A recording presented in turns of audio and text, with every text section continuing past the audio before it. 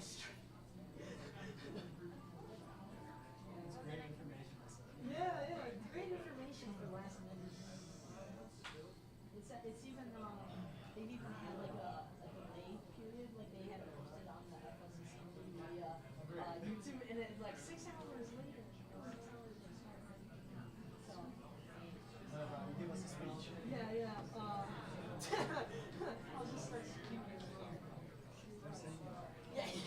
The karaoke night. Please play Bubble Cash. I don't know. I feel bad that we did it. I feel like Paul's gonna.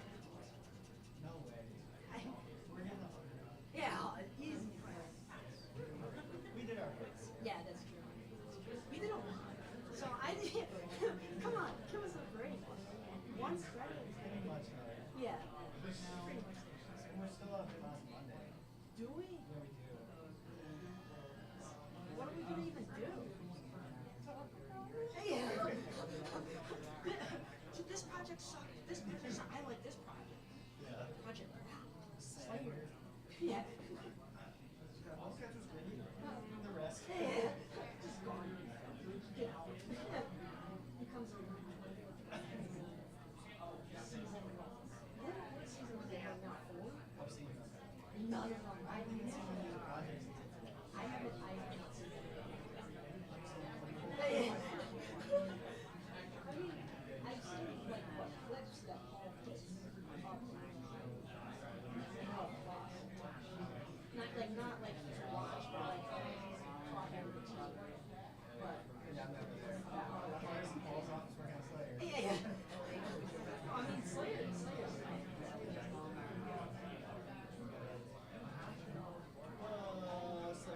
first.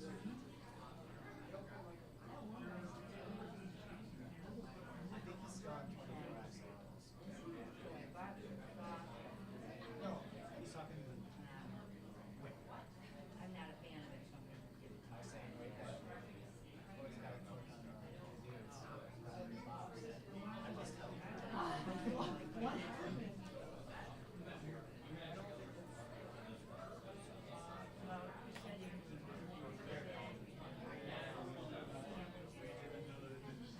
Well, you said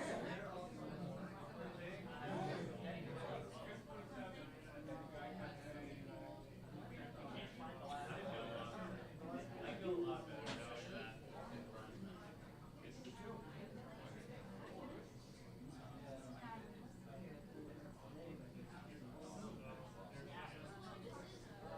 Why is so blurry?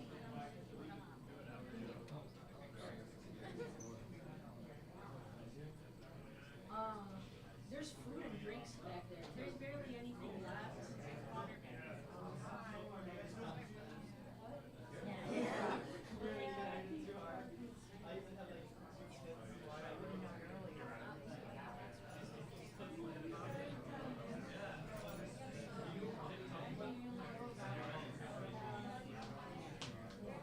I gotta.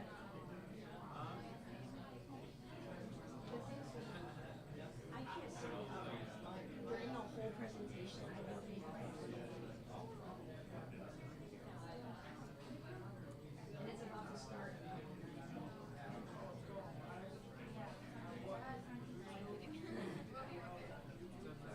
Well,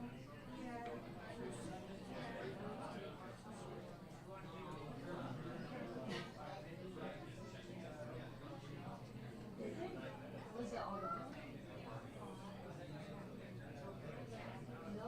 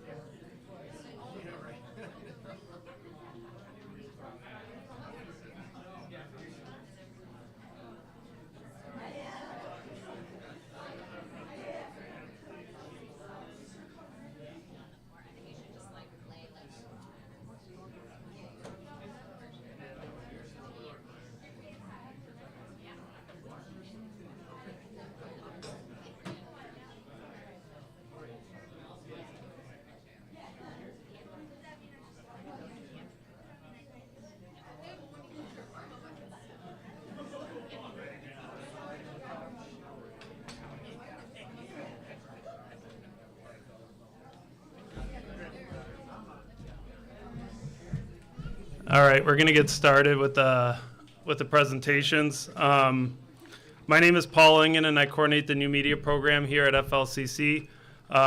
This is a capstone class that is a combination of 3 degrees, or 4. It's computer science, web and mobile, game programming, design, and if I didn't say it, new media. But so the way this course is structured is that the students actually have to create what's known as pitch books, and they have to pitch ideas to a panel, and the panel consists of someone from computer science, someone from fine art, someone from communications, from new media, and our technical specialist who handles all our equipment and stuff. So then after they make their pitches, we select several projects to be worked on throughout the semester. And so they all jump and work on each other's projects in different aspects, focusing on their strengths. So it's nice to have that range of talent, because obviously you can see that maybe somebody's really good at 2D animation and they can be incorporated into some games, whereas there's some people that are stronger programmers, and you'll see that some people are going to be working on multiple projects in a similar capacity. So it's nice to have that flexibility, to have that range of skill sets. I wanted to thank a few people. I wanted to thank the panel, who it consisted of Rick Cook, Dave Gaddu, Jeff Kidd, Amy McGowan. Student Life also helped fund some of the things we did for Magic Mirror, so I wanted to thank them. IT actually ended up supplying us the TV for Magic Mirror, which was really nice. And a lot of support from our facilities, Kathy Ahern, Paul Hanford. And then, believe it or not, all of this stuff was constructed, and Jim Perry and his crew, Brandon Wyand and Katie Snyder, helped kind of put all this together. So very fortunate that the whole college actually backs this capstone event, and really appreciative of that. So they are going to come up, present their projects, what they did, and then you guys have to ask at least 3 questions before that they can leave. So you can ask questions to anyone up here after they present, but at least 3 questions, and then they can get down and be relieved. So the first project is going to be Slayer. So Jason. Awesome.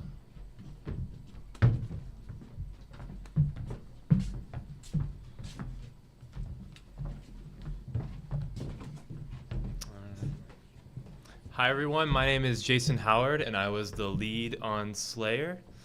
If you didn't get a chance to see, it's a 2D cooperative auto runner that we based on the Project Rock system here at FLCC. As you can see on the slide in the bottom right corner, that's what it looks like.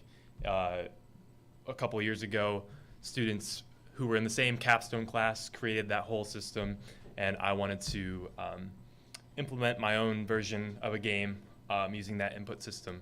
And so that was my capstone idea. Quickly, I'm just going to have everybody introduce themselves, starting over here. Yeah. Hi, my name is Nick Reifsnyder. I was the co-lead for this project. I also mainly handled a lot of the level designing, as well as I ran the blog post for this project. I'm Jordan Vale, and I did some of the programming and level design. I'm Kai Vogt, and I was primarily programming on this project. I'm Owen Fifield, and I worked as a concept artist and enemy designer. I'm Kate Allen. I'm a 2D artist and animator. I'm Andre Campbell. I did the UI art. And I'm Anthony Papa. I did the music production and sound design. Sweet. All right. Now we're just going to talk about everything we contributed to the project. I'll go first.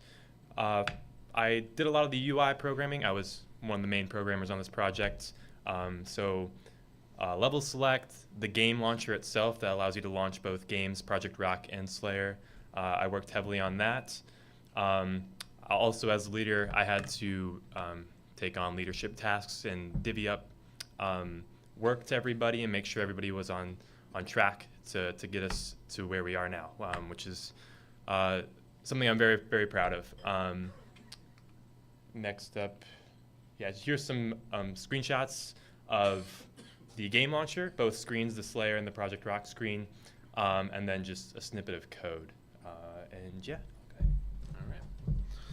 All right, so again, I handled a lot of the level design, which if you're not familiar with the idea, it's basically just laying out everything that's in one of the levels that you play, whether it's the ground that you walk on, any items that might be in there, enemies. So basically playing all those things down, so you can sort of see that down in the bottom left there. That's just sort of a testing scene that we had in we made this in Unity, is the game engine that all this is coded and runs in. So for that, you can see there's the big rainbow stripe at the bottom. That sort of gives you how long the level is. So essentially what I did is just, for some of the levels, just have that in there so that way I can lay out, where the ground is in there and everything, put in some enemies and some items, stuff like that. So then right in the middle there, you see the blog post that I ran for that. There's actually a QR code that you can check that out with if you'd like. So essentially what I did for that, every week just gave a little update on where all the different parts of the game are coming. So the programming, the art, again, some of the level design that I worked on. So that's essentially the blog. There's an update for every week over the course of this project. And then lastly, I just gave a little sort of the early some of writing design that I did for it. So you can see all the different enemy types that I have there, as well as we had some early concepts for some different types of levels. Didn't end up making it in just because of time constraints and other difficulties like that. But you can see there was the farm field that we ended up landing on, the design for most of the levels, but there was also planned to be like a forest level, an icy mountain sort of. We had a castle level, and the finale was a big like lava volcano. So those are all the ideas I had. So to follow up on what Nick was saying, I also did level design. I ended up making the entirety of level 1, 3, and 4, and I also made some tweaks to level 2. As well for the programming, I ended up making two of the enemies, the dasher enemy, which is the beetle, and the shooter enemy, which launches the pumpkins. And I also did some of the player mechanics like the dash and the shoot. I was doing a lot of programming for this project, primarily with the sliding and jumping functions on the player, as well as the flying and splitting enemies that you will find throughout the levels. I have shown some snippets from both scripts here.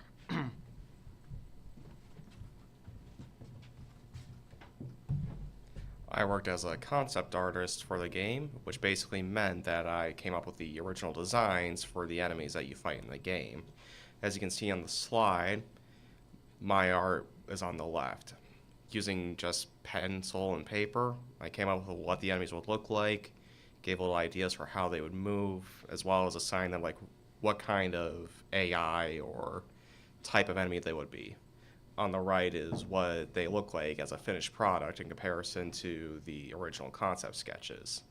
And further on the slide, you can also see a couple unused sketches for enemies that would have appeared in later levels. All right, so as mentioned before in my introduction, I was a 2D artist and animator for the game. I did the main character model myself in a program called Procreate, and I animated it all together in Adobe Animate.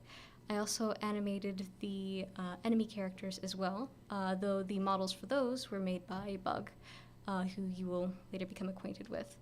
I also did the tile maps for the levels, which are the sort of ground that the character runs on, and I also did some of the sprites for the objects you see every now and again.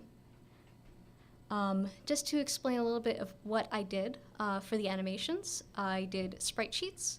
When it comes to a traditional animation, usually the frames are laid on top of one another in order to make the object move.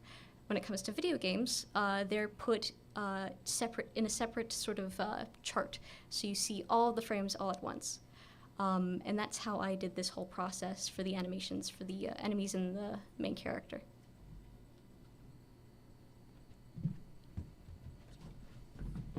So I did all of the UI assets for the game. I did all the buttons. I did the title screen, or the title, and the title screen, the title itself.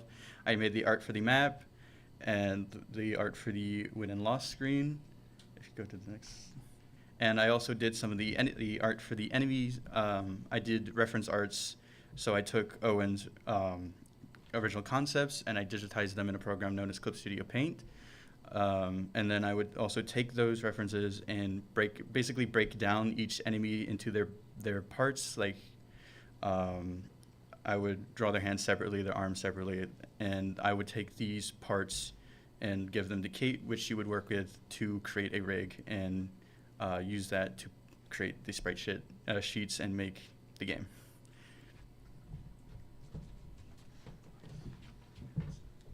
So for music production, the Slayer track is actually a song on an EP I'm going to be releasing.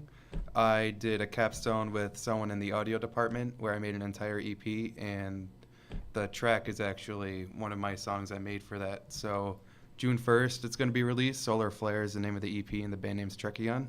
Check it out. And for the sound effects, I use a program called JSFX, and the basics for JSFX is you take a random tone or frequency and you manipulate it to get what you want. So Paul, if you want to hit the hay bale destruction.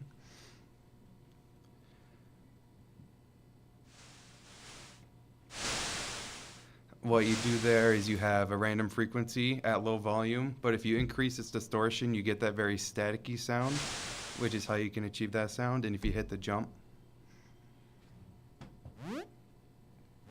you have that starting frequency, and you do what's called a sweep, and it makes the frequency just go up at a random rate or whatever rate you'd want it to. Finally, just to talk about some issues that we faced. Obviously, we talked about some of the level concepts and enemy designs that we wanted to implement. We just had time constraints, as did a lot of the projects, I'm sure. Another big issue that we had was every time we wanted to test something or balance something, we had to build the whole game onto the Project Rock system. We couldn't really do that at our home computer because we wouldn't be able to balance it correctly. We wouldn't be able to test it, its functionality. So that was something we had to come in physically all the time to keep on testing. But that's it. Yeah, thank you guys for coming. Are there questions? Well, there are mandatory questions. So, yeah, back there. I found a lot of people up there standing behind you. Yeah. How did you all stay focused on the same thing? That's so many different talents. Yeah. They have to work well, but they all have to work well together. Yeah. How did it happen both as the leader and as people who might not have been the leaders? Absolutely, yeah. I'll talk from my point of view. We had kept in contact through Discord. It was our main form of communication, which is just an online like group messaging platform. And yeah, it's difficult to keep a team like this together and on the same track. But like through making checklists and talking with everybody, it's nice that we have the class time to meet with each other, because otherwise we might not meet, or we might not see each other for a while, because it was really tough, but it's just keeping on track with communication through Discord and making sure everybody saw what we wanted in the end. But yeah, does anybody else have anything they want to chip in? No? All right. Fair enough. They all just did great, honestly. So,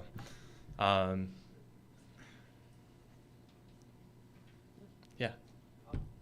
What would be, if you could define it, like the single biggest challenge you faced? The biggest challenge? I mean, I just have to say time. I mean, I think overall it wasn't a lot of time to work on a project like we wanted to. I think from the get-go, what I envisioned was just not reachable. I guess I thought we had more time than we really did. We did also start a week late too. That's true, yeah. So it was just constantly battling time and trying to get back on track. But yeah.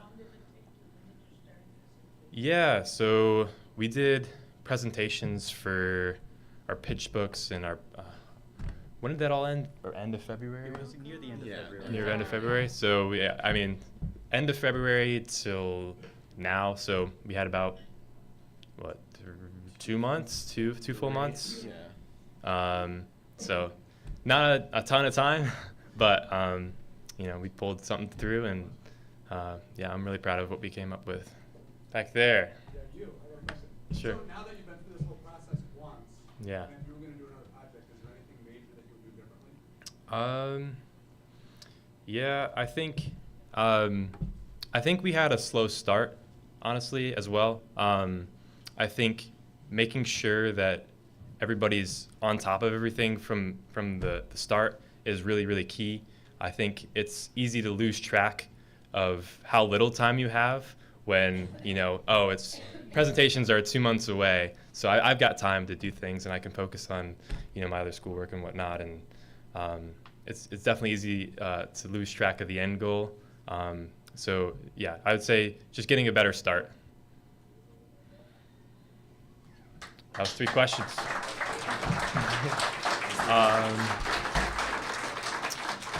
Yeah, so next up is going to be literally so insanely suspicious murder. That was tough. All right.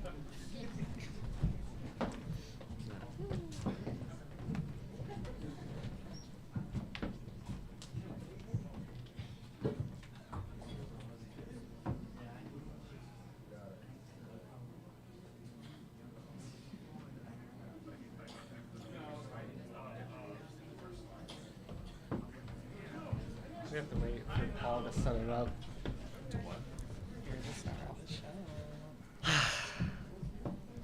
Biggest sigh of my life. Hello, everyone. I'm Dylan Bovee. This is my project, Literally So Insanely Suspicious Murder. I was the lead, so I kind of dabbled in everything, did a bit of everything that was a part of the project. I am Sam Miller, and I was the co-lead. I mostly did behind-the-scenes camera work and audio filming. My name is Ethan Meeks, and I created the logo that you see for this project. And my name is Joshua Crawford. I was a partial script writer for the story, and I was the point of view camera used for the videos. Our actor was Red, who's a member of the theater department, but they couldn't make it, so. What is a Literally So Insanely Suspicious Murder?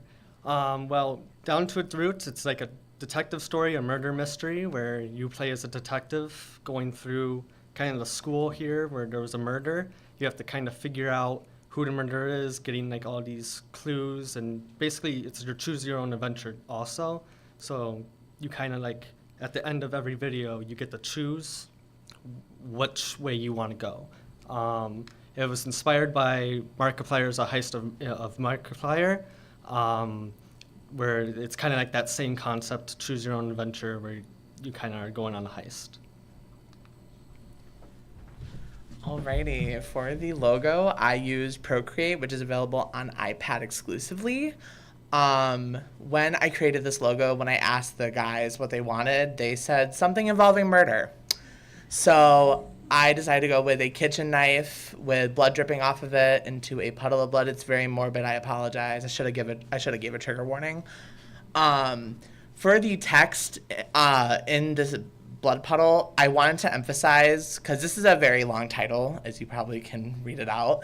I wanted to emphasize a few words and letters inside of the saying. So, literally, so insanely suspicious murder. That was the inspiration I took for the logo creation. On to script writing. This was mainly done by me, Sam, and Josh. We had 3 different paths that we kind of show in this grid that we created, this graph. Green was the canon, the true path, the good path. Red was all the death endings, and orange or yellow was kind of non-death endings, but you still failed. So we mainly used Google Docs for this. We had 3 different docs for the 3 different paths. So the canon path, the non-canon path deaths, and the non-canon path non-deaths. And so it's just 3 different paths that we used for all the script writing. So for the video point of view that you see, we used a GoPro with the settings of, it was line horizontal? Linear horizon.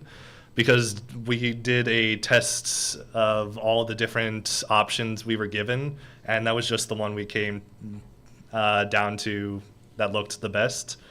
And with the GoPro, it was on a harness that was strapped onto my chest, and the red R star would always look at that to get that feel of looking at you directly, the viewer. So for the behind the scenes and also to catch audio, we used a Panasonic camcorder.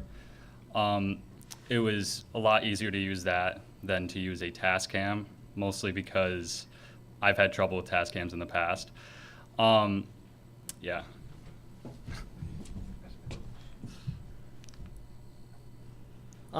This is you. Yeah. So we had a couple different issues. One of our biggest issues was filming at night. So scheduling out when people can come out to the school and film was really difficult. And as you can see from the GIF, we did some drone footage at night, and it didn't really go as well as we planned for it. And for some of the endings, we wanted drone footage, but in the end, we decided just to use it for the intro. And another big issue we had was spring break, because during that week, we barely did anything for the project, which set us back a little bit. But we pulled through in the end, and it came out to be a pretty good series.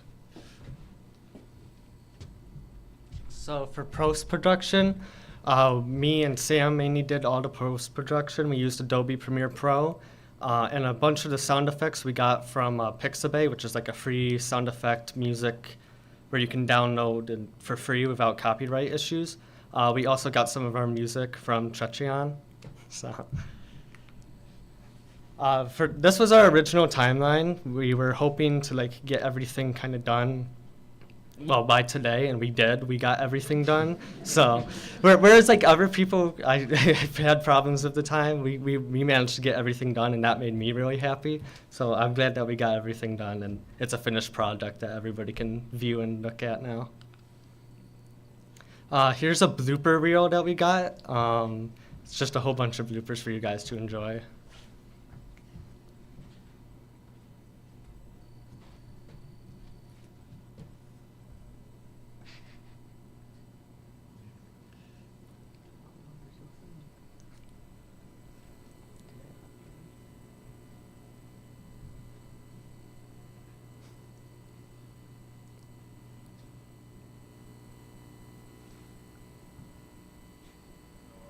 No audio?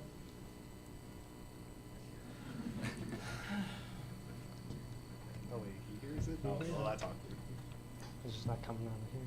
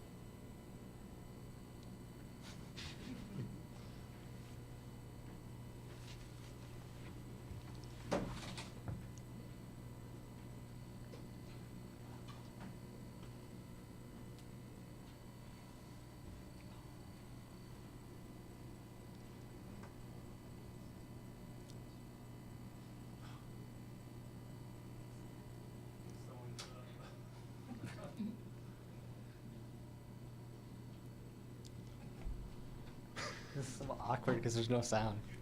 Someone just played the Friends theme. Yeah, somebody play a fun thing. There you go. I knew it! I knew it! It was, all right, we'll go back a little bit. That scared me. And they died to their own knife. Once easy. Wait, easy once more.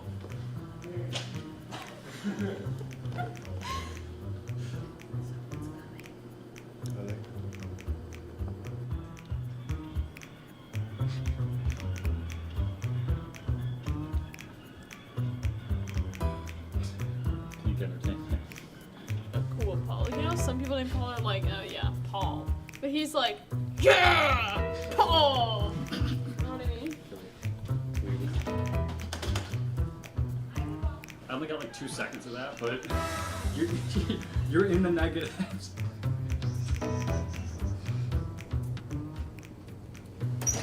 Oh my god. I swear. I thought you were right there. I like heard feet. Wait, did he? I think you picked the right choice. While you look for clues in the library, I'll look in room 2420.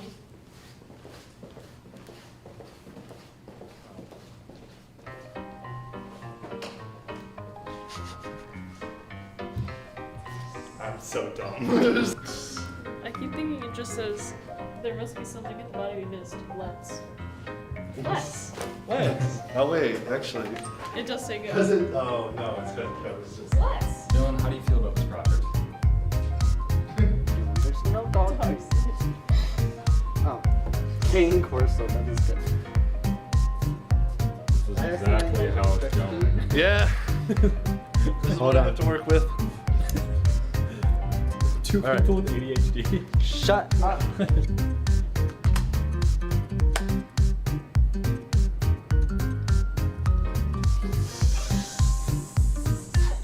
Maybe it's motion Did activated. you do that? Oh my god.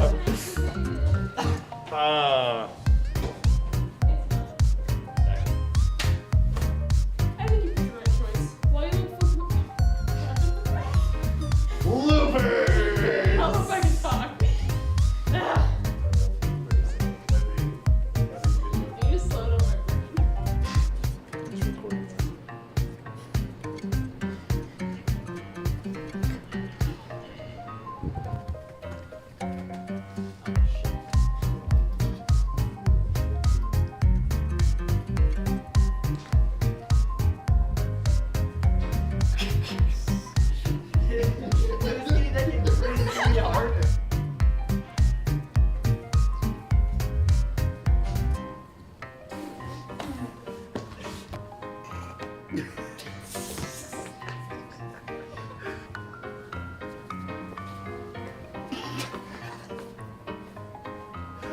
my brain. I'm sorry. Your legs. Your legs like drifted. Yeah, you're moving fast. What do you expect? No, it was just funny.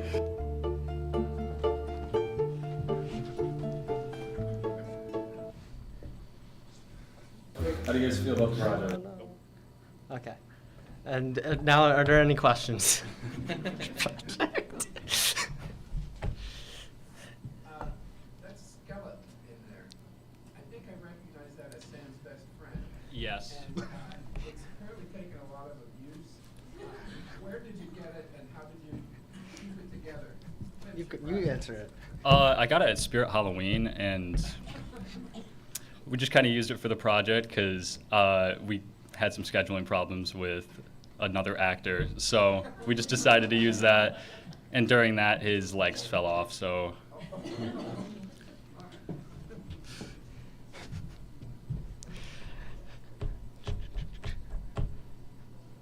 I need 2 more questions. I can't leave. Did it turn out the way you envisioned it at the beginning? It turned out better, honestly. Like, at the beginning, I didn't know exactly how it was going to turn out. I kind of thought it was going to be like in a super bad quality and like it'd be super weird. But the setting, we found like the perfect settings for it, where it captured like motion blur kind of perfectly and like really encapsulated like you as the first person point of view. So it turned out better than I initially thought it kind of would. Two-parter. The super dirty tech part is it wasn't really fluid like first person. Was that because of the camera or was that fixed in post?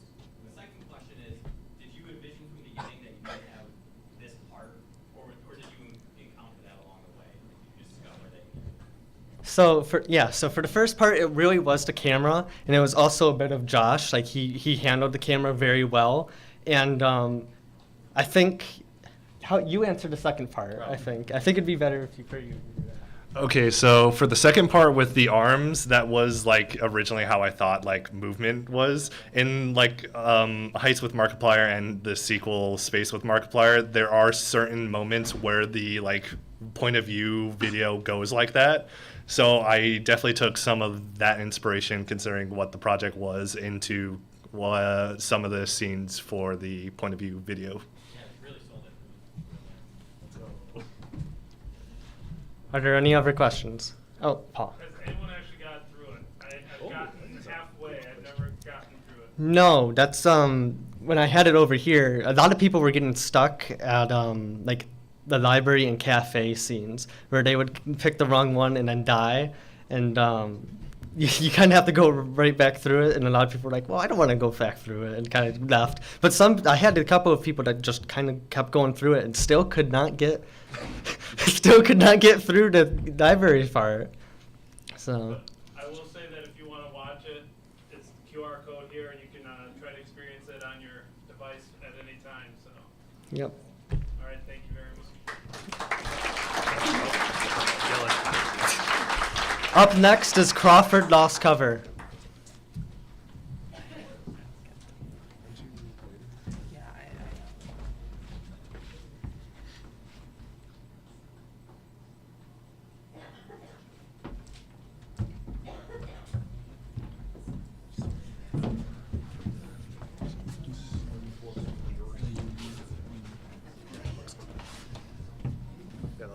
Okay, that looks like it.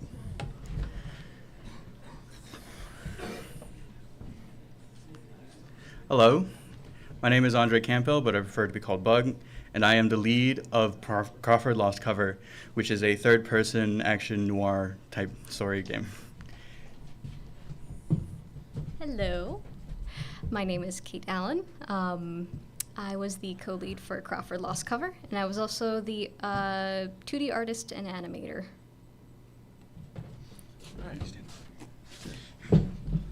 Hi, I'm Nick Rice-Snyder. I helped with a bit of the sort of early production level design, some of the layouts. I'm Jason Howard, and I worked on programming for the game. Hello again, my name is Joshua Crawford, and I was also one of the coders. I also did a little bit of voice work, if you could have heard it better in the game. I am Kai Vogt, and I was programming on this project. I'm Ethan, and I control the blog for the game. I'm Anthony Papa, if you can see me, and I did music production and sound effects once more. So what is Crawford Lost Cover? Crawford Lost Cover is a noir-based type of game where you play as an anthropomorphic Akita whose goal is to find his missing friend and detective who has been kidnapped by the reptilian mafia. The goal of the game was to run through this apartment complex and fight through this, or sneak through this complex that's crawling with these iguanas that were filled the building. A lot of issues had popped up, so a lot of the story elements that were meant to be in the game aren't really there, but, you know. So I also, along with leading the game, I was the 3D artist for this. I did majority of the models. I did the character models. I did some of the weapons with the help of someone else as well. I did all the texture work, especially for the models and the characters. I also did the character art. As you can see, there's a concept of the detective character, Scott, which you never see in the game. And of course, there's the iguanas that you encounter in the game. Some of the weapons also went unused, but they are in the game. Just can't really get to them. So as you can see, I was co-lead as well as a 2D artist. I had entirely animated the introduction cutscene myself using Procreate and Rough Animator on my iPad. I also assisted with the initial planning stages for the level layouts. As you can see on the bottom of the screen to the right, I believe, was something I'd actually made outside of class that I had used in part of the planning for a level that had to be unfortunately cut later. I also did a 2D texture for the environment.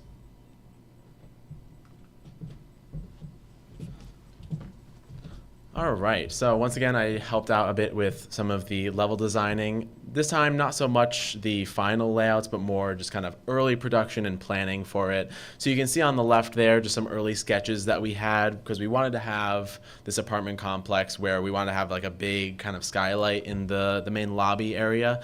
So you can see there down the bottom right, we took some inspiration from a couple places, a couple designs that we saw. That's actually from the Spider-Man game for the PlayStation 4.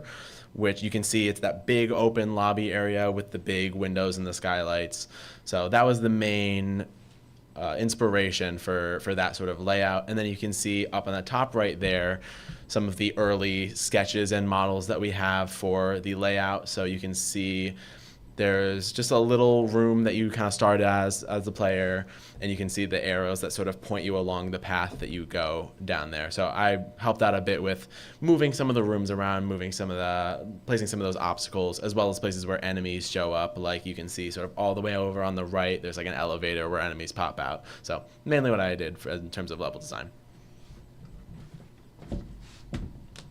Hello. So as a programmer on the team, I worked on the UI. I also programmed the enemies that Harvey interacts with. I worked on the inventory system, as well as the interactable system, which you can see in the little clip here.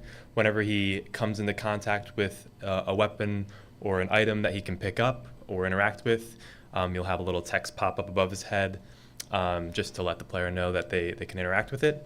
I also worked on the combat systems and the quick time event that's in the first room, which is just where you spam a button to fill a bar, and once you reach the end of that bar, something happens. In that opening room, it's just that the door props open when you have a crowbar. So for my contribution to the project, I did implementing Bug's animations that he gave us and putting them onto the player and the enemies. If you got to play our game, you saw how our character was able to move. He moved in certain directions when you put in certain inputs. He also swung the weapons if you got those weapons. You also saw the enemies' movement and the enemies attacking you.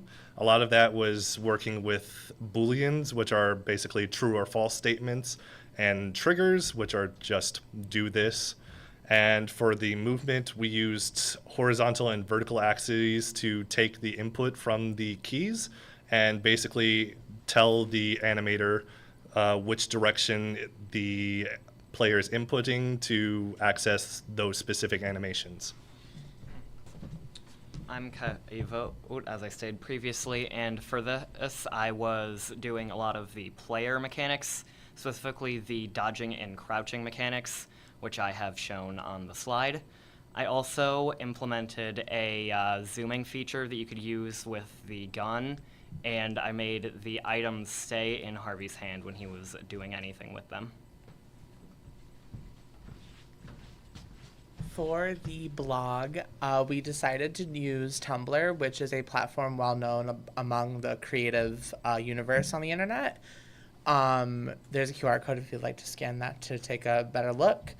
I kept up with weekly updates on where our progress was, along with introducing the characters of the story. As of a few recent weeks, we've been kind of stale trying to lock in to finish everything, but that's where you can keep track of the behind-the-scenes progress that was posted.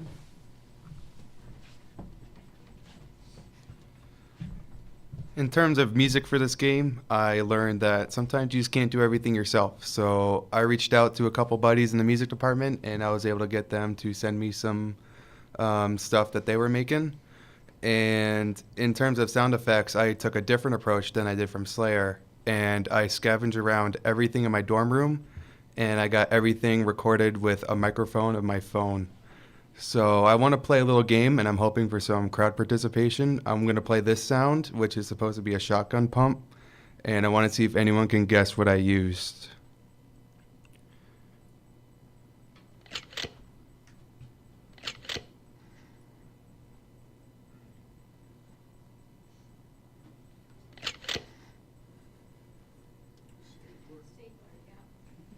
It's not a stapler.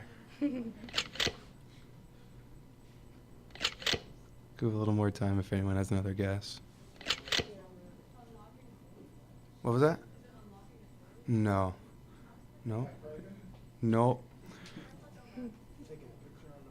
No. All right. So for anyone who's not raising their hand, if you had a tape measure, you would be 100% correct, and you should probably try for a job in this position. And real quickly, since he wasn't a student here, I just wanted to do an honorable mention real quick to Jonathan Hager. He was a friend of mine. I brought him to the team real quickly while we were struggling, who did the models for the props. So, of course, with this project, there's a lot of problems that occurred.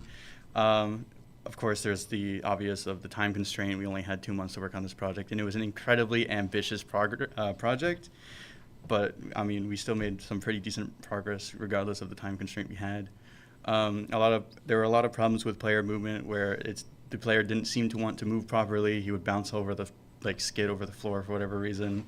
And of course, there were last-minute problems. If you stepped in around 4, you could see I was sitting on the floor trying to fix Unity because there was an issue of the game not properly loading or showing the models whenever you had them in your hand.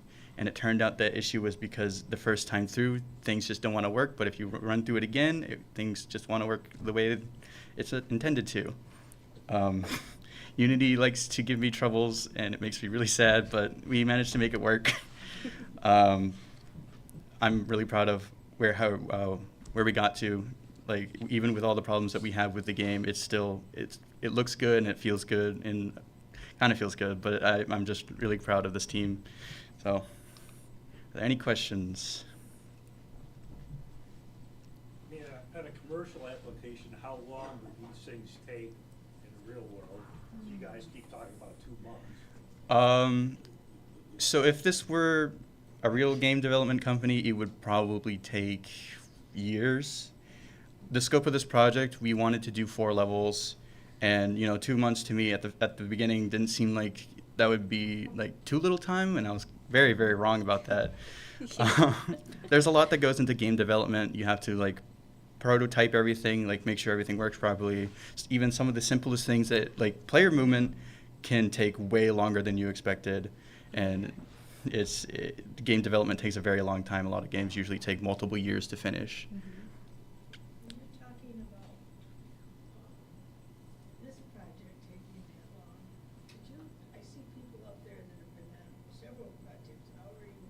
No wonder you're Yeah, a lot of us worked multiple projects, and it's very difficult to prioritize which projects to work on. Yeah, and we were also delayed by a week for all the projects. Yeah, as well. there was also originally I thought we would have some weeks in February to get some stuff done, but we ended up picking all the games to work on by the end of February, which only gave us the 2 months to work with. And of course, everyone working on different game projects. I only worked on 2, and even then that was too much for me. So I can't imagine working on more than 2 for this project. Is there any other questions? Why an Akita? Just because. there is no real reasoning behind why Harvey is the dog breed that he is. He's just an Akita. I like Akitas. Yeah, this was a spiritual successor to your previous game, right? Yes. Yeah. So I forgot to mention that Crawford Lost Cover is also a sequel to another game project that I did 2 semesters ago. You don't have to play the first game to understand the story. The first game is pretty much recapped in the intro cutscene that plays, even if some of the dialogue is difficult to read. But Crawford is a sequel. Forgot to mention that.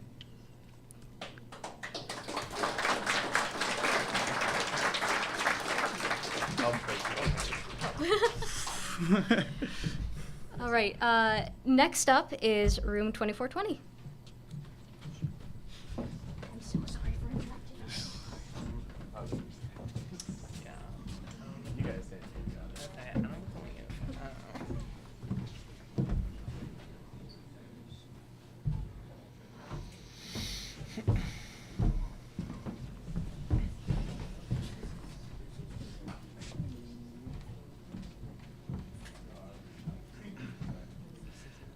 Hello, everyone. My name is Sam Miller, and I was the lead for Room 2420 Season 4. It's a video series about Capstone students made by Capstone students. My name is Ethan. I was the co-lead of this project. I also handle the graphics along with the blog and stress control. Yeah. My name is Kate Allen. I was one of the actors in this production. My name is Sarah Mann. I was the scriptwriter, one of the camera operators, and I also assisted with editing. My name's Anthony Papa, and I was not only an actor, but the main character. So. My name is Dylan Bovee, and I was another actor in this series. So if you don't know what Room 2420 is, it is a mockumentary series that was made by CAP students in 2019. And luckily, we were able to do Season 4 this semester. And it talks about real and fake Capstone projects that we make up. We make up a storyline and make a funny series out of it. So this is what our timeline kind of looked like at the beginning on the left side. If it got picked, we were going to start in February and then start scripting, getting outlines for characters. But due to complications, we were a week delayed. And so as we went on, scripts were made a couple days before filming. And thank you, Sarah, for making those scripts. She really helped us with this project a lot. And you can see the blog post on the QR code right there if you want to scan that. Is that me? Yes. For pre-production, we did start a week late from all of the other projects, so we kind of had to scramble to get all of our stuff in line. We did an outline of our storyline with plot points along with the character arcs that would happen throughout the season. So for the promotion for the series, first of all, we did a trailer for Season 4. And this brought back a lot of students that were subscribed to the channel originally from past seasons. I started doing YouTube community posts, which hasn't been done before, and it brought some past students back to the page to watch Season 4. We also made an Instagram called Room 2420 Season 4, and we promoted it on there. And then recently we started doing YouTube Shorts, which gained us a little bit of viewership. I'll start us off with the talent. My character was called The Drama. I can't read that from here, I'm blind. My character was designed to kind of like sabotage everyone. I was really bored and yeah, chaos, that's me. So, I played the role of the procrastinator, definitely based off of some bad habits I had during my previous semesters. I'm always following Ethan around, not really paying attention to anything, and always having my headphones in, listening to whatever. I played the role of the thief. I'm kind of like the first antagonist. I kind of steal Anthony's idea. I wasn't really given a choice, so it was either that or die. Oh. I was the victim. My amazing, absolutely fantastic project got taken from me, and the point of the season is for me to try and get my project back. And I would also like to note, on behalf of Dylan, Kate, and I, that we were not allowed to form a union, nor were we given a single. We're gonna move on to script writing now. Sarah. Yeah, that's enough. Okay, anyway. So for script writing, I primarily used Writer Duet. So if you take a look at it, it really looks like what any ordinary theater script is going to look like. So I took the screenplay that was created in pre-production and really just used series like The Office, It's Always Sunny, stuff like that to create dialogue. So typically there were 7 to 10 pages in length, which could be quite long. But instead of, stage play, you'd see a lot of like camera shot suggestions and things like that to try to help us navigate camera work and shooting while looking at the script. So that was really fun for me. This was a really enjoyable process. One of the biggest things, as somebody who has over 6 years of photo editing experience and loves graphic design, I was kind of shocked to see that none of the previous seasons considered thumbnails. If you've ever been like doom scrolling on TikTok or doom scrolling on really any social media platform, the thumbnails of those videos is what really pulls people in. So with my experience, I thought it would be cool to make us even more different from the other seasons. We're not like the other girls. We added official thumbnails to each episode, which that was very fun to work with. I created them in Photoshop, and I shot all of the people myself with a Canon camera. Okay, so for filming, we used a multicam setup. So for each scene, it was me and Sam at the same time shooting from different angles, which provided us with a lot more angles and clips to work with when it came to editing. What was also nice about the camcorders, like Sam said before, is they all record audio at the same time, so you don't have to work with a Tascam, because my God, when you get home and realize that your audio is crap, there's nothing worse. So yeah, filming was also a really, really cool process. It's definitely fun to have somebody who's as into videography as I am. It can be really challenging. So I think it all worked out pretty well, actually. So for post-production, it was me and Sarah editing, and we used Adobe Premiere Pro and Adobe Audition. Adobe Audition mostly for some of the audio, because some of the audio sounded a little bad, so at points we would have to take out some pieces from it. And always before the official release of an episode, we would always ask either Paul, or one time we even got Jeff to watch it, and then they gave us some feedback on what could be changed, and because of that, I think our videos look really good. And then also music was made by Trekion. For anyone who may have walked in late, I have an EP being released June 1st. Solar Flare, Trekion, and you should check it out when it gets released. So some issues that we had, this is like our biggest staple, is we started a week late from all of the other projects. So if anyone's the victim of this class, it's us.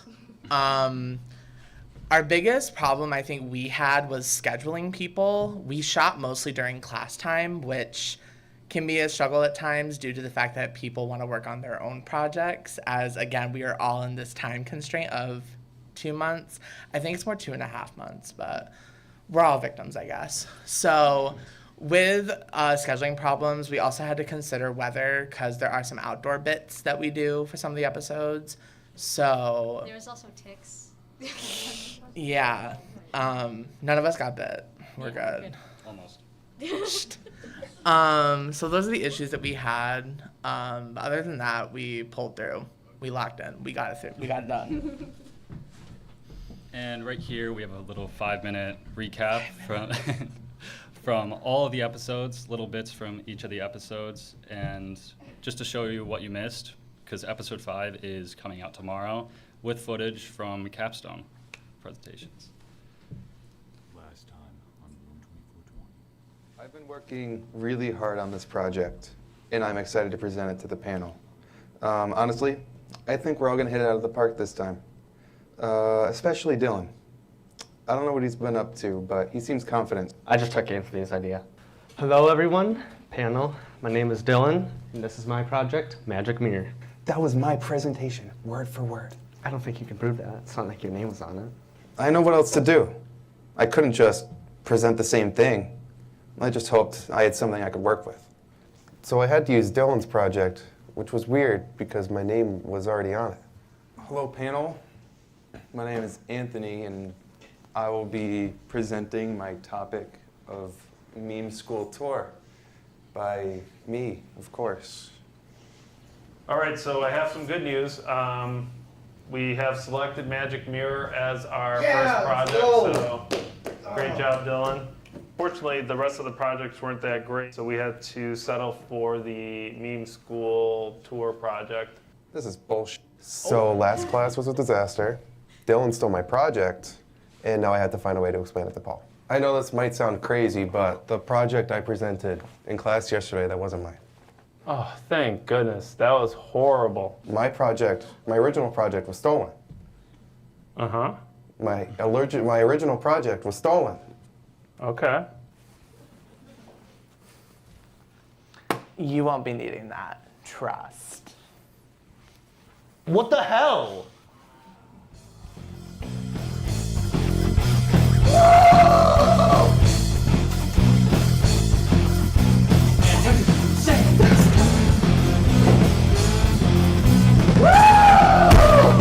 What are you guys doing? You guys are making me look really bad.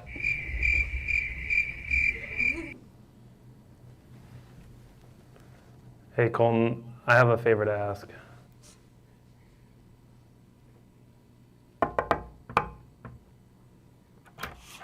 I've done exactly what you've asked, Jeff. Shh, don't say my name out loud. People will hear. I sabotaged Anthony's project just as you asked. If you ever want to send out equipment for me again, I need you to sabotage Anthony's project. So can I finally rent out equipment again? No. This has been such a pain. Not only do I have to do this stupid meme project, but I have to watch Dylan absolutely botch mine. I need to get him to switch with me. I'd hate to do this, but I would literally rather be doing anything else. But we have to resolve this, so have a seat. I'm not sitting down. I have nothing to say to him unless he's going to admit that he stole my project in some elaborate scheme. I'm leaving. I stole your project in some elaborate scheme. And I'm sitting down. I'll do it if you agree to check out equipment from Jeff for me. Why can't you do it yourself? I can't say. You know what? Fine. I don't want to know. Fine, I'll do it. Actually, I wanted to ask you guys something. Have you noticed the vibe in the classroom has been kind of like off? You mean like that constant screaming? I haven't noticed anything. No, Paul's right. There's definitely been something fishy going on. Okay, that's what I thought. So I figured I'd make a phone call to a former student, Colton, see what he thought. If you want my suggestion, I would say you should fix it from the source. Well, what's the source? Not what. Who? Well, then who's the source? Ethan. Did you say Kate? No, when Dylan offered to get Kate and Ethan out of the classroom, I thought it was going to be some harebrained scheme.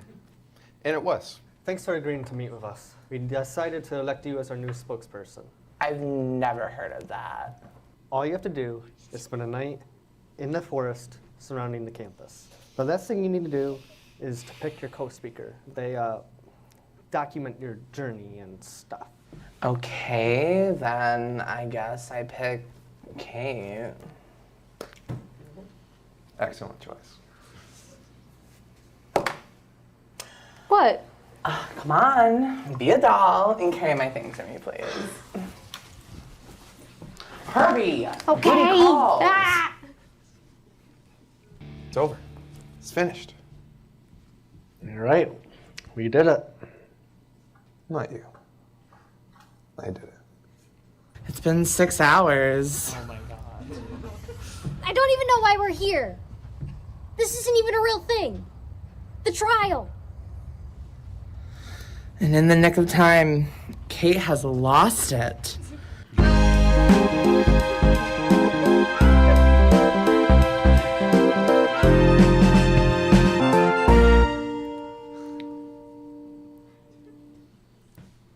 So that was the Last recap. time on Room 24. If you want to watch, if you want to watch all the episodes in the pamphlet, there is a QR code, and that brings you to the playlist with all the episodes that we have out right now. Are there any questions?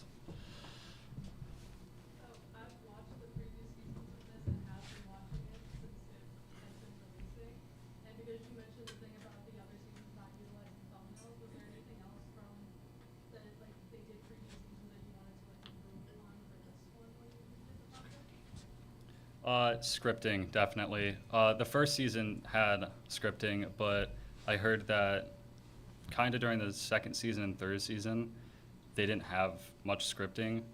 And because of that, that really helped us build the story into what it was today. Thank you.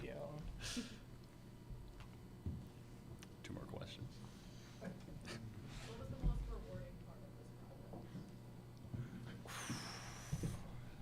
I think everybody should answer this question. Personally, editing an episode and getting it done and setting it to premiere the next day, that was the most rewarding. Or even just filming the episode and getting everything we needed done, because it was stressful when we didn't get all the film we needed for one episode. Something that was rewarding for me personally was I have a friend who I've known for like over 5 years now, and he makes thumbnails professionally for content creators. And when I sent him my thumbnails, he thought that they were from a studio. So I thought that was really cool that my work was compared to that of somebody who gets paid a lot more than I do for making that kind of stuff. I gotta say the most rewarding aspect for me was definitely seeing everything tied together.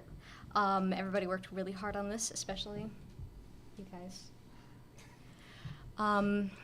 Personally though, it was seeing animals out in the woods. So good. Even though there was ticks, there was animals out there. We even saw snakes. I wanted to grab them so bad. No.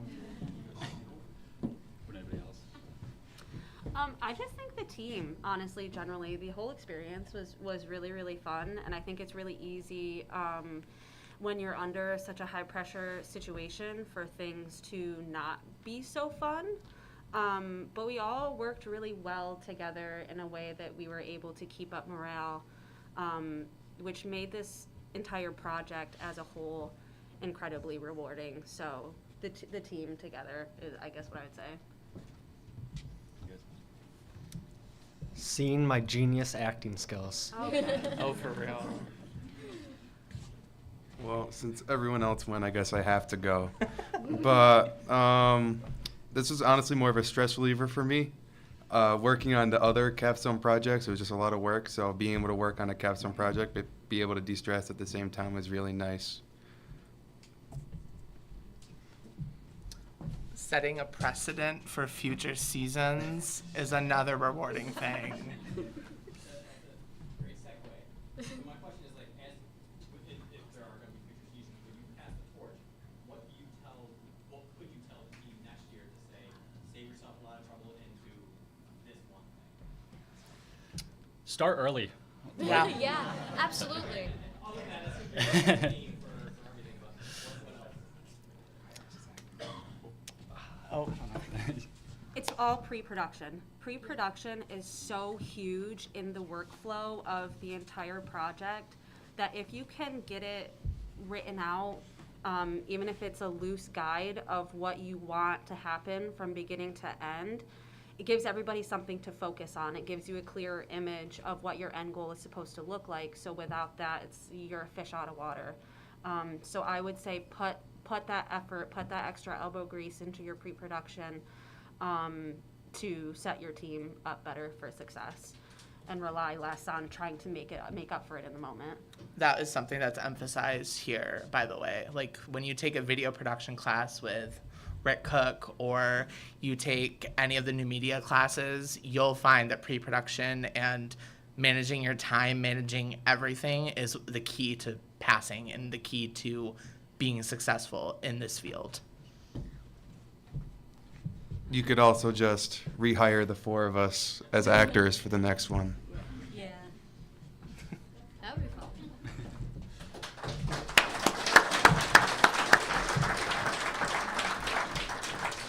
Up next, we have Bubble Catch.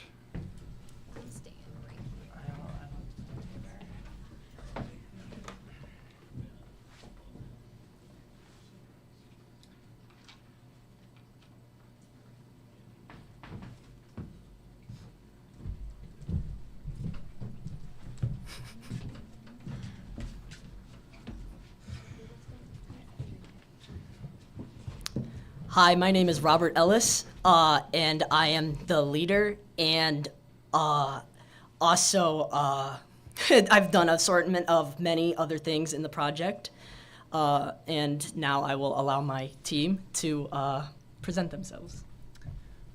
So I'm Jordan. I was the co-lead and a programmer for this project. I'm Olivia Kelly, and I've done a lot in this project. I'm Owen Fifield, and I was a map designer for the project. You should know me by now. I'm Ethan, and I worked on concept art and writing for the project. You should also be a bit acquainted with me by now. I was an artist and 2D animator on the project. I'm Mason Folks, and I worked on 3D models. I'm Kai Vogt, and I was programming on this project. I'm Preston Precourt, and I did the technical art. And that's everyone. Bubble Catch is a 2D, 3D platformer. The main goal is to run around these 4 areas and capture axolotls. And you can do that through talking through NPCs, which are non-playable characters if you don't know, and through traversing through the world.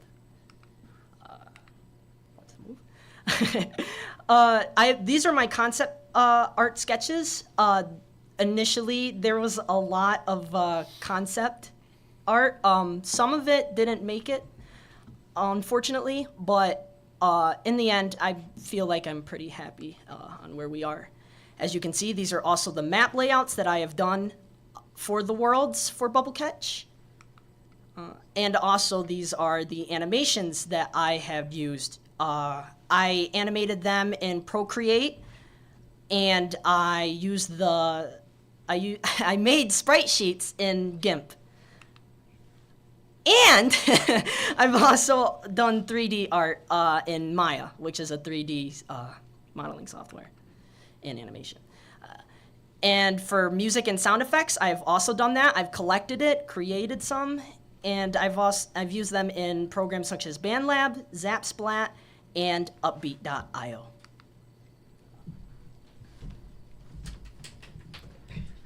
Hi, I'm Olivia Kelly, and I've done some concept art. I mostly worked on a UFO axolotl and some NPCs that some didn't get in. I also did level design, so I designed a beach, a tiki hut, a sandcastle, a nest, a city, and a maze, and I drew them out. And here are some items I made in the game, and 2 NPCs. I made them in IBS Paint, and the player can collect them. Some are, they can be used for things, and some are just rewards. Here are some of the 3D models I made. I made them all in Maya. There is some beach stuff, city stuff, a sandcastle, a maze, and some mountains. And I use IBS Paint for some of the texture. And here are some of the UI elements. I designed the main menu, the catch screen, the pause menu, the tutorial, the end screen, the loading screen, the dialogue, and the inventory, but it's not up there.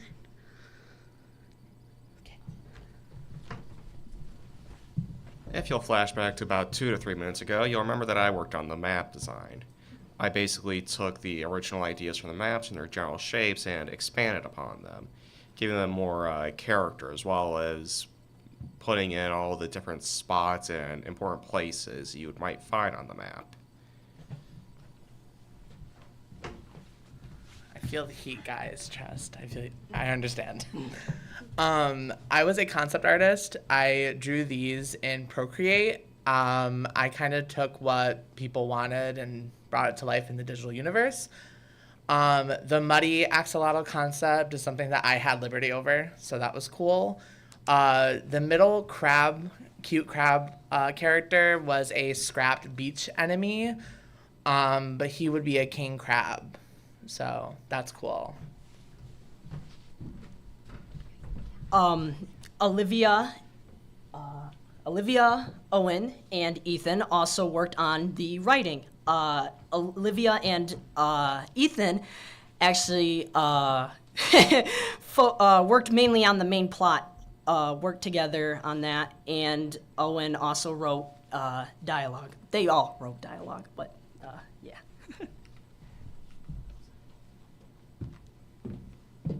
So, as you've probably already become familiar with the kind of work I do, I was a 2D artist and animator for this game. My primary focus, though, was on the main character themselves. I did some of the concept art for the character before moving on to the sprite sheet for it, which I explained the whole process for that with Slayer. However, the process for this specific sprite sheet was slightly different than Slayer. Unlike Slayer, which had a rigged model for it, this was more traditionally animated, so it was drawn frame by frame, and that takes a little bit longer to complete for that kind of thing. With this sprite sheet here, which is for the main character, there is 48 frames total in display, and that took roughly the course of a month to create. I also did some of the stuff for the axolotl, the default axolotl sprite sheet.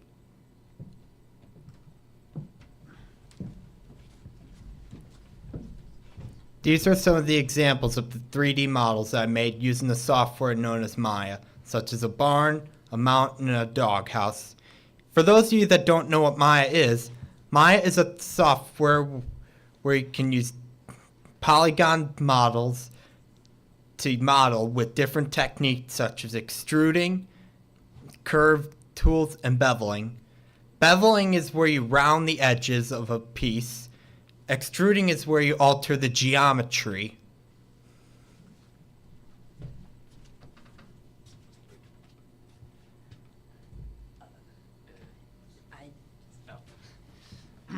So I was programming on this game. I did a lot of stuff with the player, primarily the bubble and movement for the player. I was also working with the camera earlier on, and I also did a lot of troubleshooting with the game, and boy, was there a lot of that. Along with that, I imported the animations that Kate made, and a lot of small bits and pieces.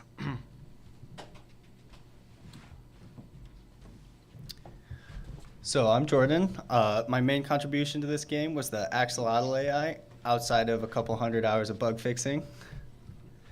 So for this instance here, this was the bully AI. So this is before they had sprites, so it's more of a territorial one. It likes to stay in its spawn and kick you out when you get too close, and it actually retraces its footsteps back to its spawn point after you get too far away from it. So another one, this one was fun to make. So it's the UFO axolotl, so it kind of moves around its spawn point pseudo-randomly, and when you jump on it, it spawns the alien axolotl out of the UFO and starts to run away from you. And lastly, I worked on the muddy axolotl, which is kind of like an easier version of whack-a-mole, where he doesn't go back down into the ground, so when you hit him with the bubble, he comes back out randomly around you.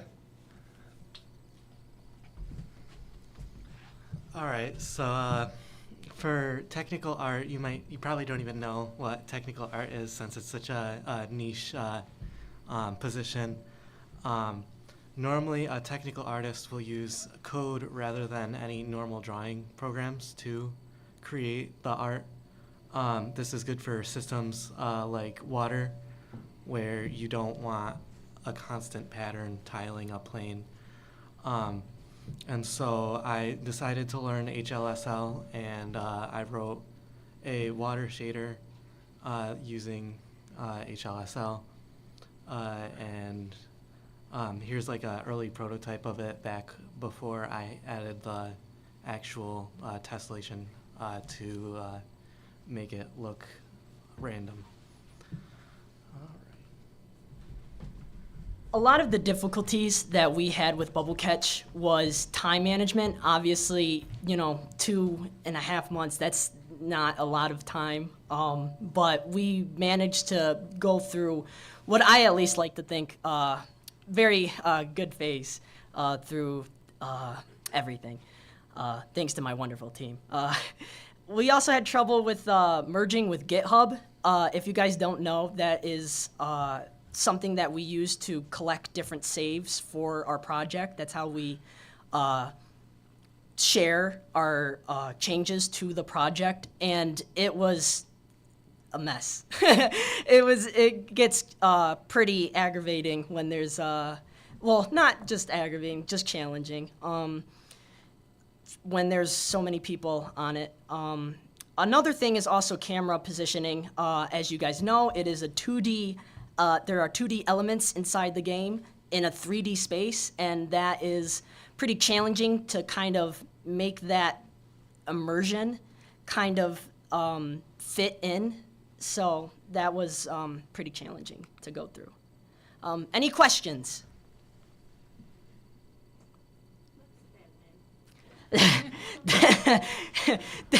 That is an axolotl. That is the little creatures that you go run around and catch with the bubble wand.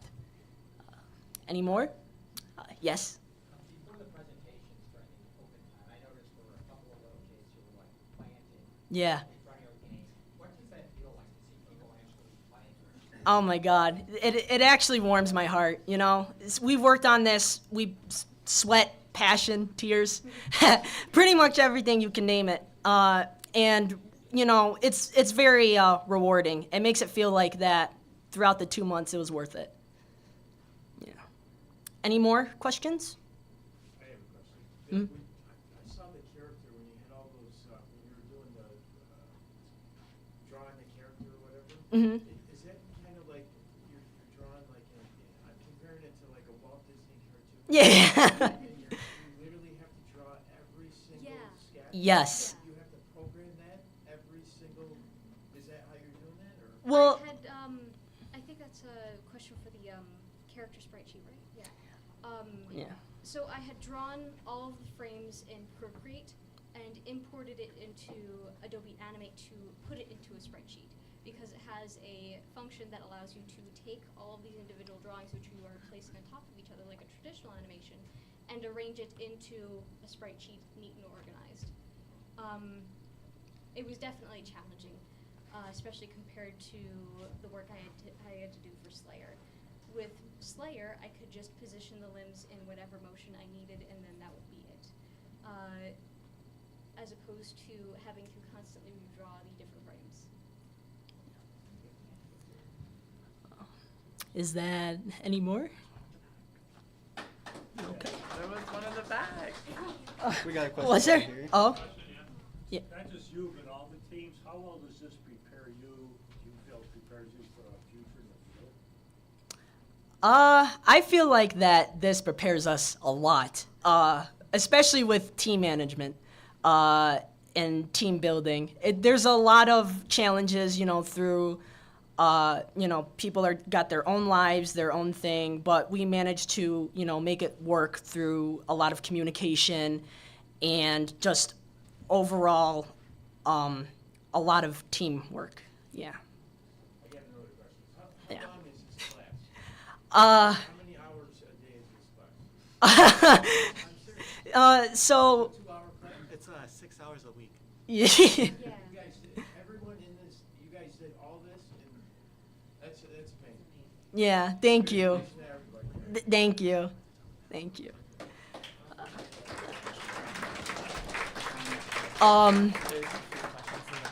Oh, yes.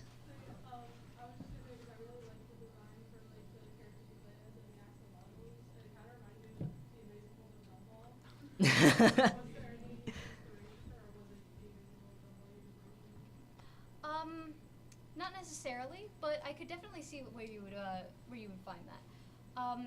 In general, I was looking for a bit more of a simplified style that did try and closely resemble the pre-existing style of the other NPCs. And it also made for an easier process when it came to the animations themselves, since I would have to redraw every single frame. Any more questions? All righty. Oh, also, let us show some love for Magic Mirror. Yeah.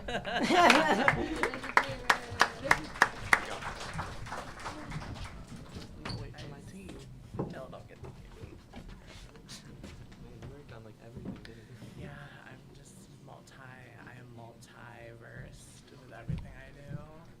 as my team gets here, I'll just introduce myself real quick. I am the lead for Magic Mirror. All of you are in this room, which means you probably saw out there the like framed TV. That's Magic Mirror. Yeah, it takes pictures and yeah. My name is Anthony Papa. I was the co-lead for this project, and I did all of the building and hardware. Everything you saw, I put together. And I'd also like to give a very quick thank you to Paul from Facilities, as the majority of that project would not have been completed if he wasn't there. I'm Ethan, and I created all of the filters that you can use in this experience. I'm Sam Miller, and I did some of the concept art for the Magic Mirror before it was built. All right, so I'll give a bit of a better explanation of how we actually built this. This is pretty much the general original plan. I almost dropped the. So we had like a TV. We knew we wanted a TV, and we knew we wanted some way of filtering faces, and that was 90% of the original plan. And now I'll go to Anthony with a better. So here was our original plan. We wanted to do 2 separate magic mirrors, if you could imagine that. One in the spot that the one is now, and another one on the 3rd floor near the IT help desk. We were going to have the same setup with the camera, and we were going to have a gallery of photos like we do once more. But we were also going to have some sort of weather app, so you could see what the weather is for that day. But to progress to what actually happened, we had to bring it down to 1 mirror. We kept the gallery and the cameras all set, and we actually got rid of the weather app and instead put in a little chalkboard feature for mainly student life to promote what things were going on in the college during that time play.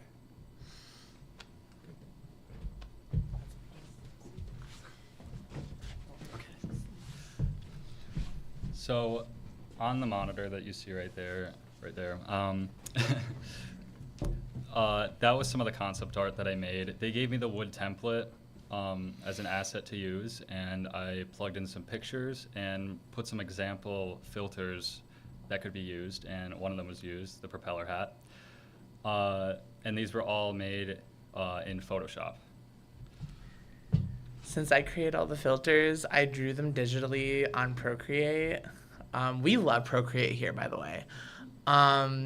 When I was looking for inspiration for these filters, I mainly kind of went with simple concepts. We had to have an FLCC filter, obviously. That's where that hat comes from. The crown, because everyone is a king or queen or whatever that is. Mainly when I was creating these filters, I again also took into suggestions from my classmates. Obviously, this one behind me really wanted that propeller hat. There was a bigger push for more filters, but unfortunately due to time, I could not fulfill that, but there is still a decent selection you could choose from.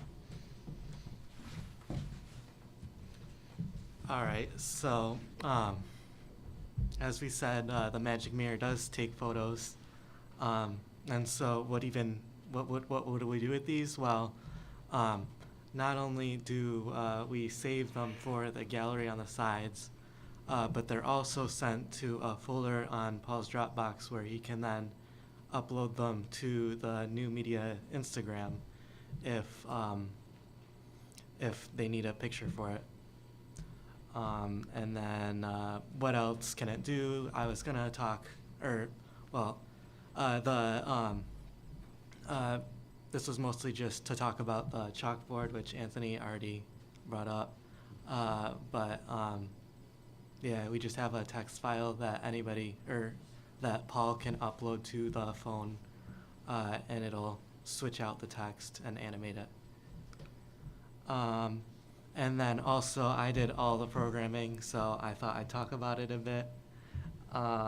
So originally we weren't even planning on using Unity for this project. We wanted to use Node.js because it's easier to lay stuff out, and so I felt like I'd be able to get the TV up and running a lot faster. But due to the last person who made face filters on Node.js living 20 years ago, it feels like we had to scrap that.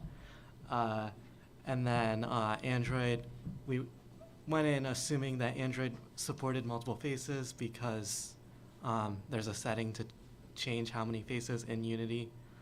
Android only supports one face at a time. So we had to scrap, like, we wanted like kind of like a leveling system, like based off how many people were in the picture. But we unfortunately had to scrap that. And finally, it was a pain to figure out how we actually were gonna trigger taking the pictures and trigger saving the pictures.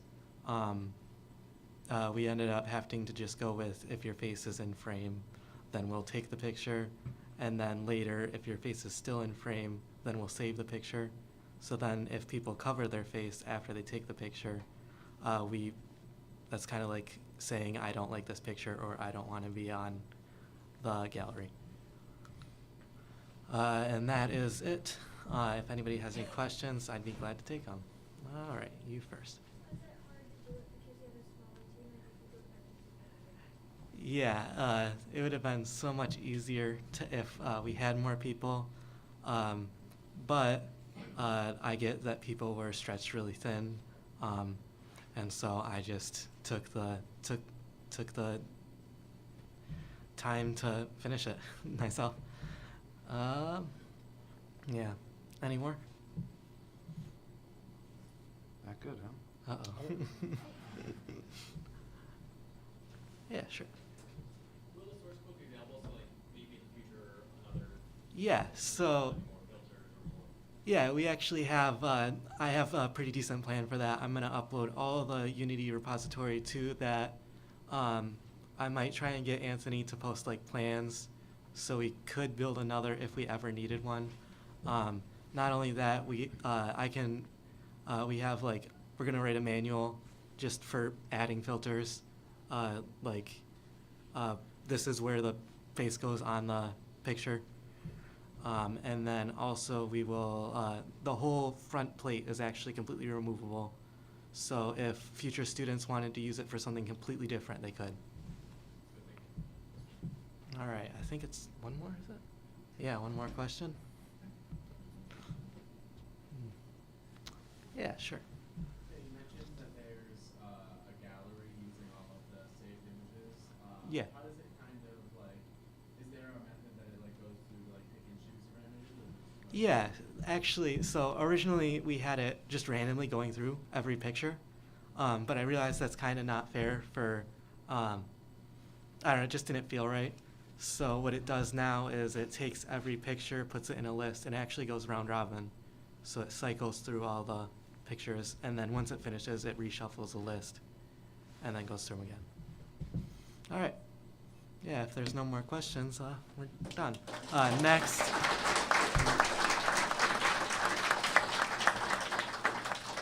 All right, up next is Lone Manor.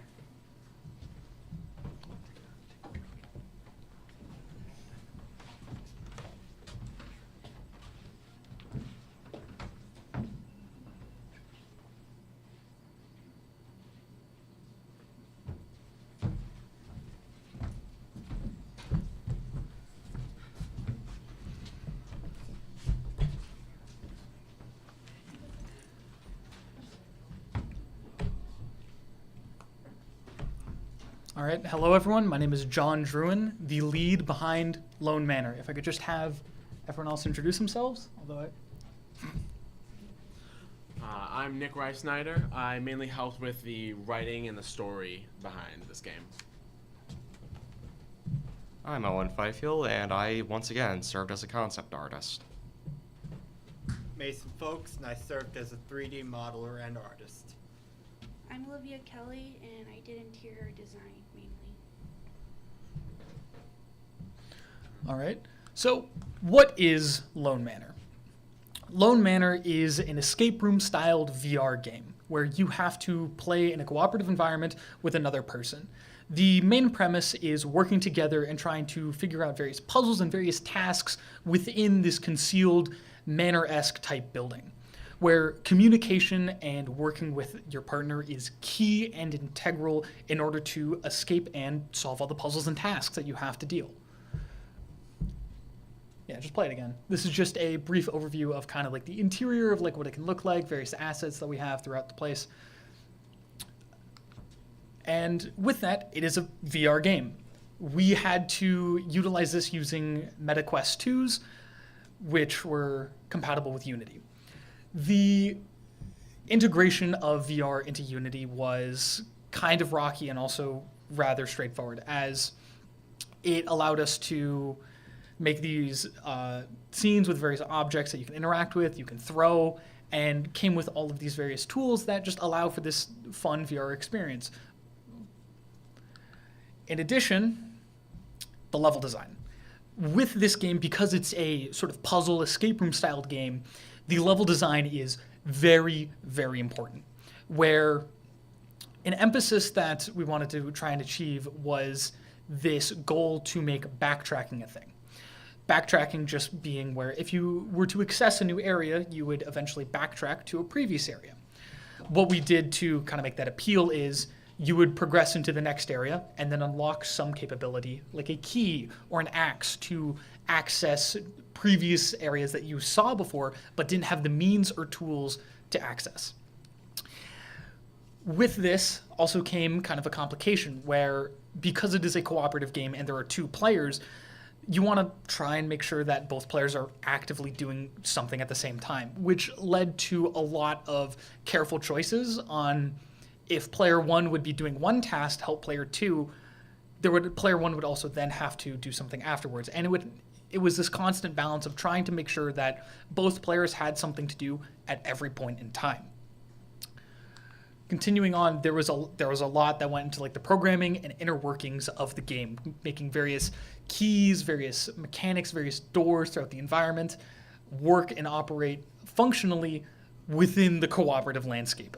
As a massive component of that was the netcoding, as netcoding for this was a big challenge. Getting both players in the same environment across a network to actually interact and communicate with each other was a big challenge. But the game is at a state where both players, you can see each other, you can wave to the few people that did try it out, you can actually see the other person through the window. It is a bit difficult in the video, but there is another person on the other side.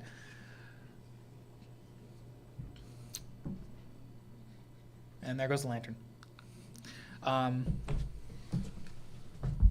All right. So, as for the writing and the story really sets the tone and the atmosphere of the game as you're playing. So, if I can give you just sort of a brief overview, it takes place sort of like Central or Eastern Europe, and I wanted to have it sort of be in that, Victorian or almost like Gothic sort of style. So, that, and it's also along with that, it's sort of this abandoned mansion. It's been sort of left to rot a little bit for a long time. So that really sets the tone when you're in there. It's very, there's very low lighting. You have to sort of carry this lantern around. So that's how we really wanted to sort of set the tone. So if you'll see here, I've got a few excerpts of some of the writing that I did as well. A lot of the writing you can find in logs that the player can actually pick up and read when they're in the game. So that top one is sort of an early draft of a tutorial note that the player can pick up and read, just giving them sort of a rundown of what to do. As well as there, I have an early concept for some audio logs as well. We were also planning for the player to be able to listen to, again, to sort of like gives them an overview of what they should be looking out for, gives them sort of an introduction to the story of the game.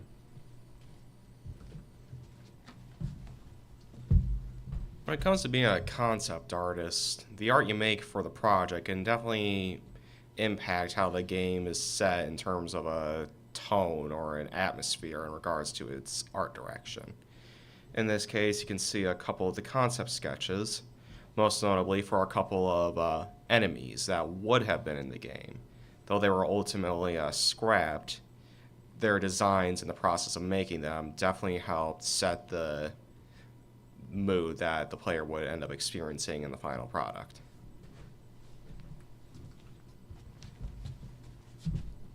Okay. These are some examples of some 3D models I did, like the grandfather clock, dresser drawer, cabinet, and couch. And again, 3D modeling is the process of using polygon shapes to create different types of projects using techniques called extruding, beveling, or even the curve tool. Beveling is the process of smoothing the edges of the piece you currently have. And extruding is the process of changing geometry.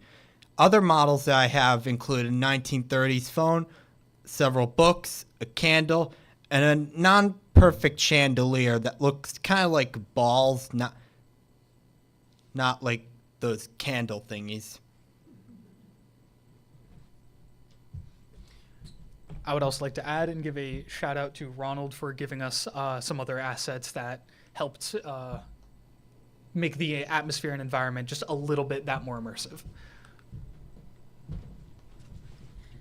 Hi, I'm Olivia Kelly, and I've done interior design. I designed the kitchen, the living room, and some other rooms. When it came to making this project, there were a lot of problems. The biggest problem was netcoding. As within netcoding, there was a lot of issues where trying to get both players to interact with objects, causing things to float spontaneously, causing doors to fly off their hinges into the oblivion, and causing the players to also fly off themselves. Netcoding, actually getting it together, was really challenging, and there were a lot of hoops that we had to jump through in order to actually get that functional and have that cooperative experience work. In addition, there were some complications with Unity, as the lighting of the game is a bit weird because Unity actually has some limitations with lighting that can make the game seem a bit iffy, but I think it also ultimately adds to this kind of immersive, interesting experience. And then, thank you. Does anyone have any questions?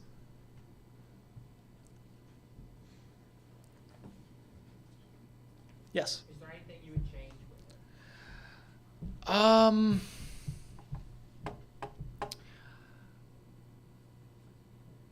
I think that when it comes to the user experience, there could have been some improvements, actually making it so that there were more little like interactable things throughout the environment, which was a complication because within VR, just making a simple grabbable object is not that bad. Just making something that a player can pick up and throw. But when the game is built for a cooperative environment, it makes it so if you're making just one simple object that a player can pick up, it adds several layers of complexity to get it functioning over a network. Yeah? So I saw a few people playing today. What was your summary of how they were playing? How far were they getting? What was like the key thing that you saw from that? One of my biggest worries when people were playing the game is people being unable to sort of catch on to the objectives, as there was a lot of very vague hinting at what you had to do, as the game itself is sort of an escape room. It's meant to be puzzle solving and the players communicating and trying to figure it out themselves. I think people caught on a lot faster than I was expecting because I was concerned I hadn't put in enough aids and hints to help guide people, but people caught on rather quickly, and I was pleased by that the puzzles were not some like Da Vinci Code. Yeah. What kind of reaction did you get from the players, and can you categorize those based on like the demographics of the people who were playing?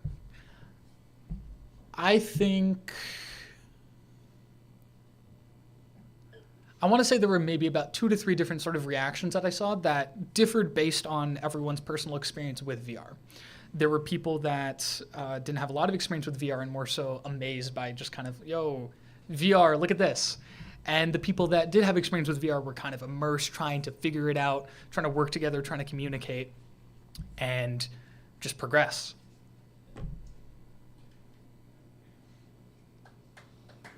All right. Thank you.